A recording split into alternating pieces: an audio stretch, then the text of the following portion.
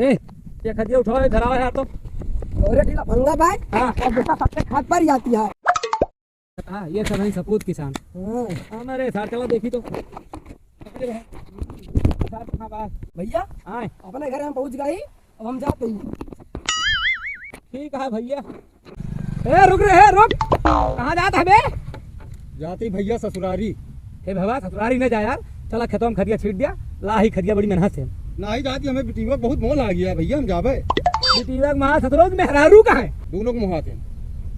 दोनों का नाम हाथ है, तू सारे केवल मेहरारू महात है। ए सुना, हमसे ढेर कचर ना करा, ठीक है? हमें सब पता बा। अम्मा बताओ तेरी 6 महीना साल भर जाए ससुरारी में रहत रहे, हमें सब पता बा।